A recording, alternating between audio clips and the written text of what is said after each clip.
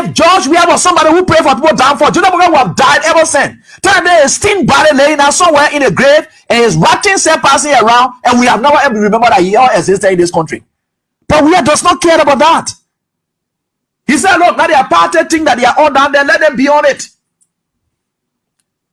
As thing as Joseph Boakai was, and then sick and ready to die, George Weah did not care. He said, no. It doesn't matter whether they are political opponents or whatever it is. Let's leave it as dates. Just leave these people alone. Let them go on. That they are party politics between them without getting anything to do inside. And we don't want to be seen or having that appearance that we are inside.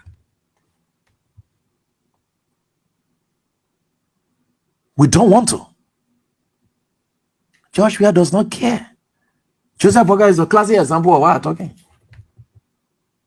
You know that old man was a wreck already. When I mean wreck, very dirty, very terrible. That's the kind of person he was. Dying.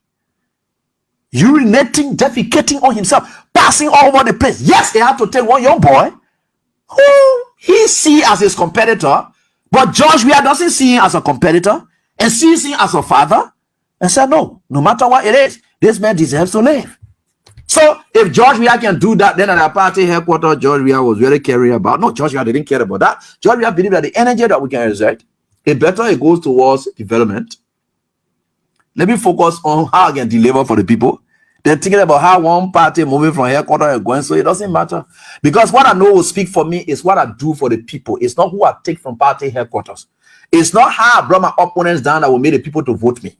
It is what I'm doing for them that imparting them that is which they will look at and say they will vote me.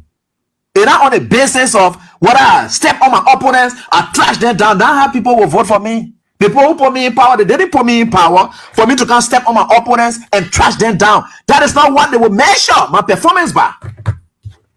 That is not what they will measure my performance by. My performance will be measured by what I have done for them. So, why are you not living in a party? What about it? It's not my business. Just leave that. Let us focus on the job the people gave us.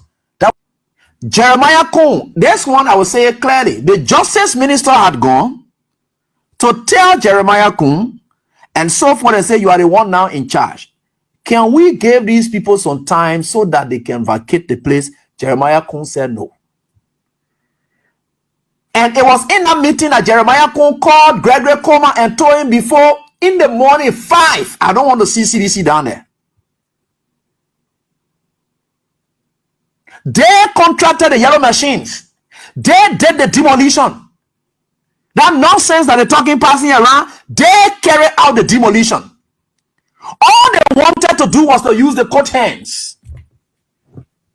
All they wanted to do was to use the coat hand, and they succeeded in using the coat hand. They succeeded in it. They used the judiciary. All they wanted is, look, we just want small thing, Yet the court just gave us, let us just use what the court will say. And did it. And that's what they did today. But fortunately for the CDC, they received a call for their political leader. When he saw the tension building up, he's also, he doesn't sleep. So he's on social media, seeing the tension building up, and he told them, say, I'll leave. Let them break it.